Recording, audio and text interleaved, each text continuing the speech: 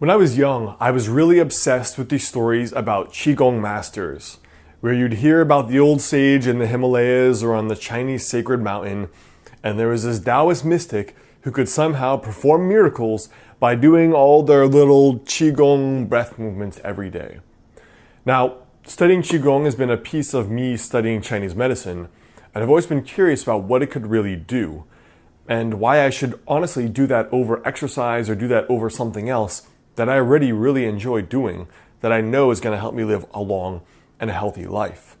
Well, in this video, I want to share what I learned doing Qigong on and off for truly about a year. And even though I'm sharing that it's about 30 days here, I want to share some of the experiences that I had.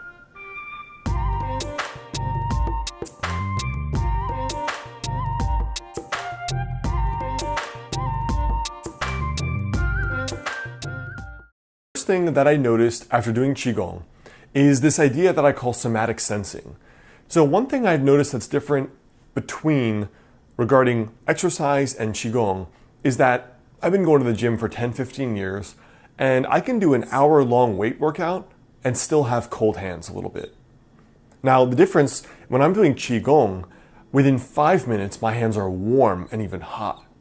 Now I think just subjectively in terms of, think about what that means for circulation, and think about what that means in terms of, in Chinese medicine, there's a saying that the qi guides the blood, or the qi precedes the blood. So if blood is coming, then qi is moving. So what's crazy is that how could I possibly exercise for an hour, and yet for whatever reason I'm not getting circulation to some of my extremities?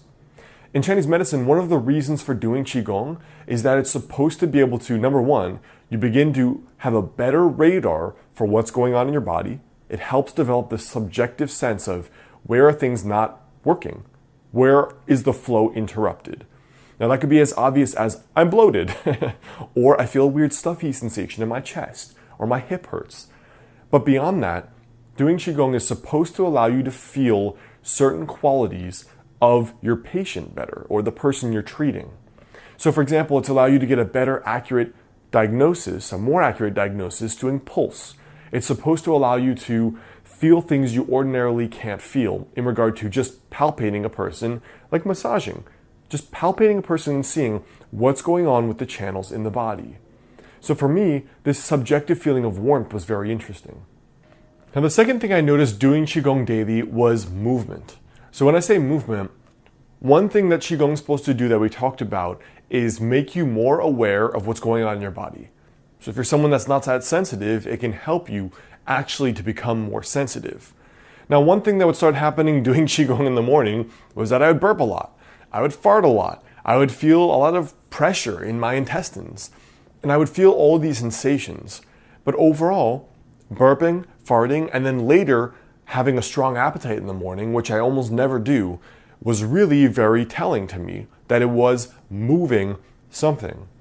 So in theory, Qigong is first supposed to help you be aware of those blockages. And then second, it will eventually with time clear those blockages. So to me, it was very fascinating that number one, it was making me aware of what I was feeling in my body, often indigested, often bloated, often gassy. And then I would burp or I would have gas in the morning. But then ultimately, I would have a good appetite. And that was very, very interesting to me because that was part of what the promise of Qigong was supposed to do. Make you aware and then eventually move and fix some of those blockages that were actually going on inside of the body. Now that's pretty cool because that's part of the self-healing mechanism of the body and what Qigong is really designed to do, which is in the absence of movement, of exercise, of changing your diet, of taking a drug or an herb or whatever intervention it is, Qigong by itself can help regulate the person's body to kickstart that self-healing mechanism. Now the third sensation that I felt was being calm and warm. So one of the first things that I asked a Qigong teacher was, what's the difference between Qigong and doing exercise? Because honestly, I like working out much more than I like doing Qigong, and I'm very disciplined about that. So why do this for my longevity or feeling well, as opposed to just going to the gym? And what she told me was that there's three things. Qigong entails breath work, So changes in your natural breathing rhythm, visualization, and physical movement.